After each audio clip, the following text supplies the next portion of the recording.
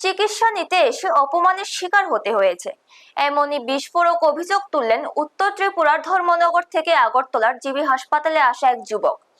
তার অভিযোগকে ঘিরে হাসপাতাল চত্বরে ব্যাপক চাঞ্চল্যের সৃষ্টি হয়েছে। অভিযোগ অনুযায়ী অসুস্থ অবস্থায় চিকিৎসার জন্য জিবি হাসপাতালে গেলে কর্তব্যরত চিকিৎসককে তিনি দাদা বলে সম্বোধন করেন। এতেই ক্ষুব্ধ হয়ে ওই চিকিৎসক তার চিকিৎসা করতে অস্বীকার করেন বলে দাবি যুবকের। শুধু তাই নয়, চিকিৎসক নাকি তাকে বলেন দাদা নয় বাবা বলে সম্বোধন করতে হবে, তাহলে চিকিৎসা করা হবে।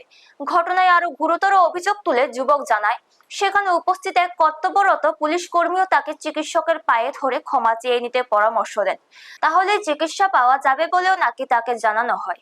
এই ঘটনাকে কেন্দ্র করে হাসপাতাল চত্বরে উত্তেজনাপূর্ণ পরিস্থিতি সৃষ্টি হয়।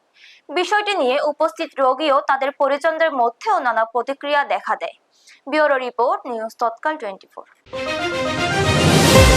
কিন্তু ওই ভুল হইছে কইয়া তাইনের ফাবে ধরতাম ডাক্তারের পাও ধরে কাটা হইছে ওই তো দাদা কি হইছে ওই তো আমি দাদা ডাকতে করিয়া তাইনের ফাবে ধরতাম, আমি ফাবে ধরিয়া কইতাম আমার ভুল হইছে ডাক্তারের, এটা কইছে।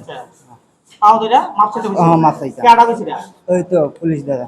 কি লিখে তানে মাপ চাইতে গেলে এখন তো আমি কিতা মাপ কইতাম চাইতে লাগে কেন হইছে কেরে কইছি দাদা কই ডাক্তার কইছে দাদা কইয়া ডাকতে দাদা কই ডাউন না তুমি অপরাধ হইছে কিটা কই ডাউন হয়ে গেছে এখন তার কইয়া ফাবে ধরতাম কইছে আমার দাদা ডাকায় ভুল পায়ে হইছে। ধরো না কাটা হইছে না